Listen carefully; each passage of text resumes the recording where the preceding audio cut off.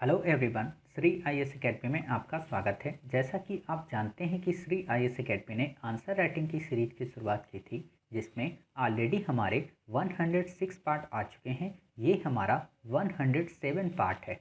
इसमें हम देखेंगे कि आपके द्वारा हमारे टेलीग्राम चैनल पर किस प्रकार का प्रश्न भेजा गया, उसे आपने किस तरीके से लिखा और वास्तव में उसे आपको कैसे लिखना है। तो चलिए शुरू करते हैं।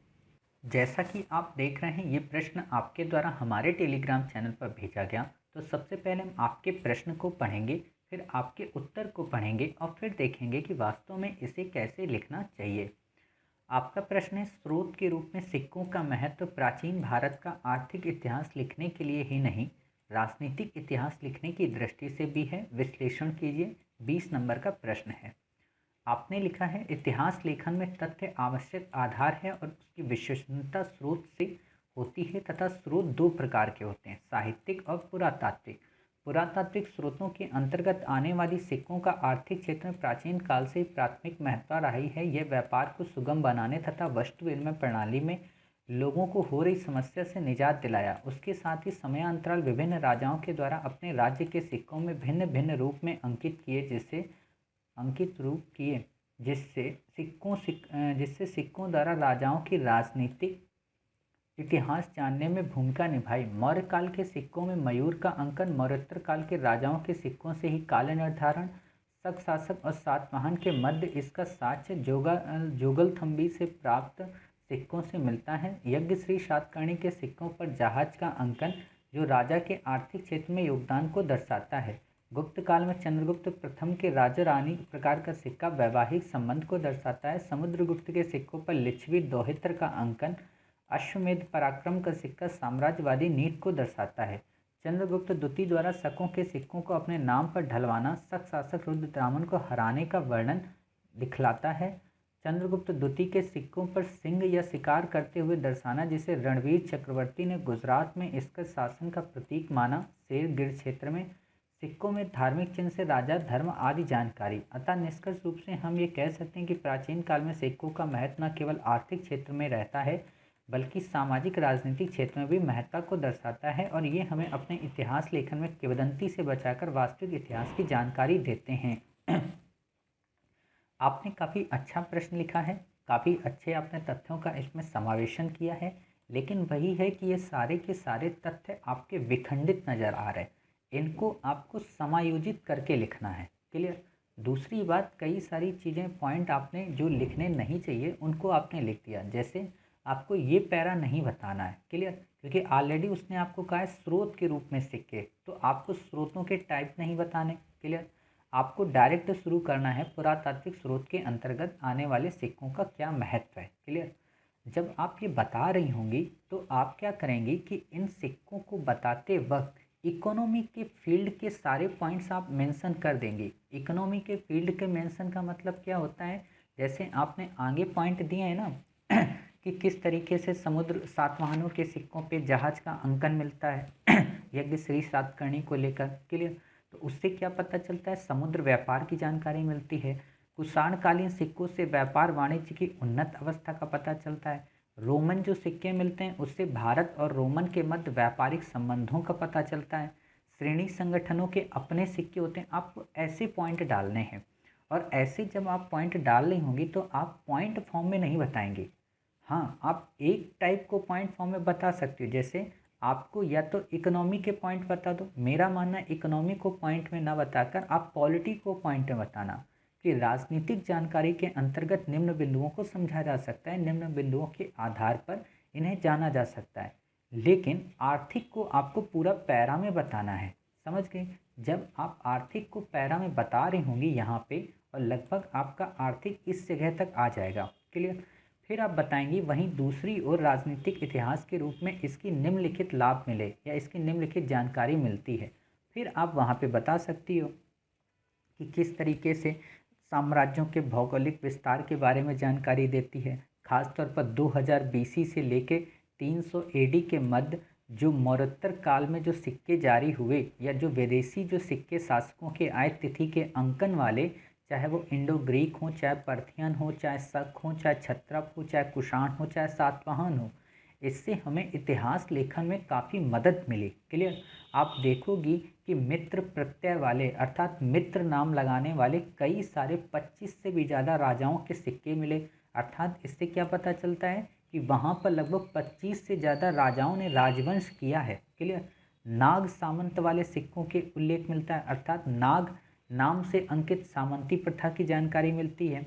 योधे और मालवों के सिक्कों पर गण शब्द के अंकन से पता चलता है कि वो वास्तव में गैर राजतंत्री संस्थाएं थी, अर्थात वो गणतंत्रात्मक थे राज्य। क्लियर। वहाँ राजवंशी परंपरा उतनी उन्नत नहीं थी। कई सारे सिक्कों में नगरों के अंकन से वास्तव में उस नगर की प्रमुखता का पता चलता है। आप ऐसे पॉइंट इसमें मेंशन करोगे। क्लियर।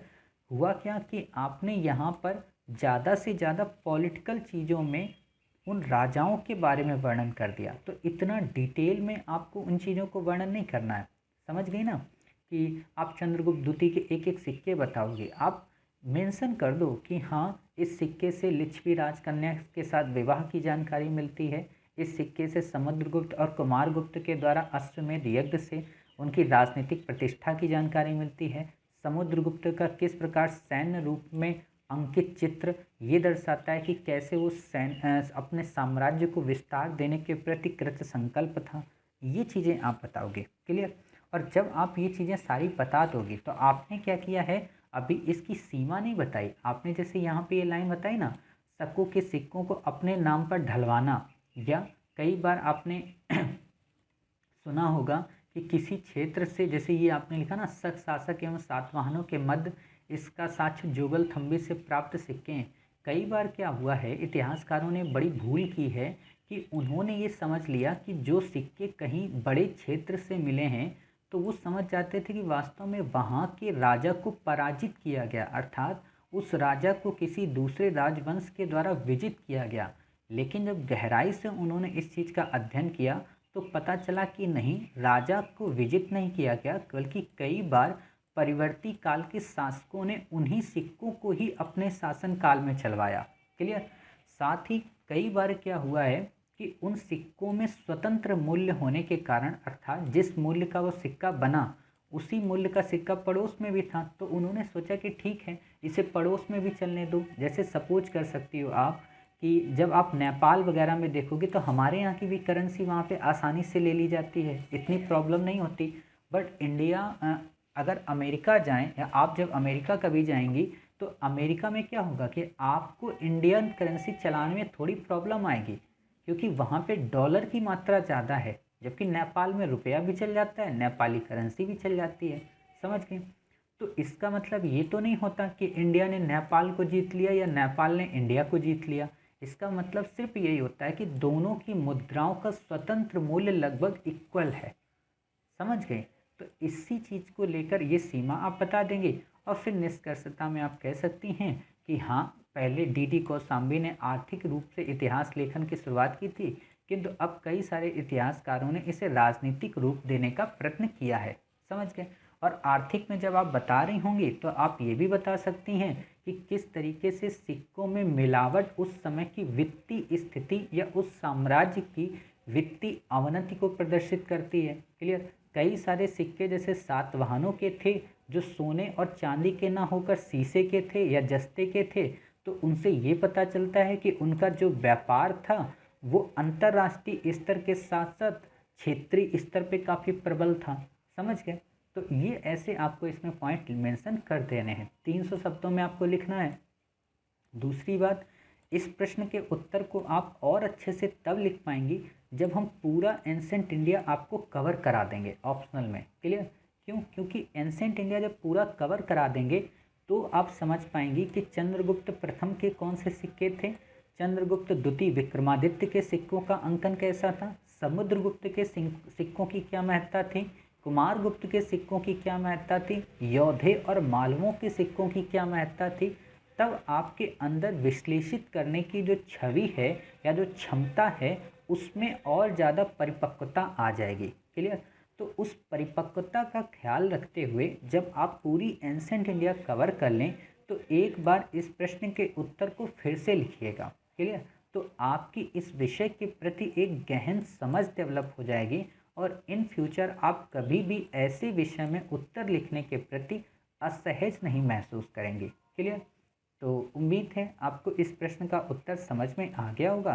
साथ ही आपको ये भी पता चल गया होगा कि हाँ, हमने कहाँ पे मिस्टेक की। देखिए, आपने लिखा सब कुछ है, मैं ये नहीं कह रहा हूँ कि आपको ये मौर्य काल में मयूर का अंकन नहीं लिखना चाहिए या आपको इसमें शक शासक सातवाहनों को नहीं लिखना चाहिए। इनको बस अरेंज करना है। अरेंज का मतलब क्या? जैसे व्यापारिक चीज़ों को अलग कर दो, राजनीतिक चीज़ों को अलग कर दो। जैसे चंद्रगुप्त का ये राजरानी प्रकार का सिक्का है, ये क्या है? ये इकोनॉमी को नहीं दर्शाता, ये किसको दर्शाता है? पॉलिटी को। पॉलिटी को क्यों? क्योंकि जो राजरानी थी वो लिच्छवी राजकन्या थी, अर्थात चंद्रगुप्त प्रथम ने किस प्रकार लिच्छवियों पे विजय प्राप्त की, किस समझ गए? समुद्रगुप्त ने कैसे लिच्छवियों का दहन किया, किस तरीके से अश्वमेध पराक्रम से अपनी साम्राज्यवादी नीति को प्रदर्शित किया। क्लियर? कैसे चंद्रगुप्त द्वितीय ने शकों के सिक्कों पर अपना नाम ढलवाया, ये सब पॉलिटी है। इकोनॉमी इसमें उतनी डिटेल से नहीं लिखी, और इकोनॉमी और पॉलिटी आपको बतानी है, और संक्षेप में एक दो वर्ड में आप धर्म का अंकन कर सकती हो। क्लियर? तो उम्मीद है आप समझ गई होंगी कि हाँ, आपकी यहाँ पे कहाँ कहाँ पे मिस्टेक है। बाकी आपका उत्तर लेखन अब अच्छा हो रहा है, धीरे धीरे ऐसे ही प्रयास करते रहिए, आप एक दिन काफ़ी अच्छा उत्तर लिखने लगेंगे। क्लियर? तो मिलते हैं फिर आप ही के द्वारा भेजे गए एक नए प्रश्न के साथ। तब तक अपना ख्याल रखिए और स्वस्थ रहिए।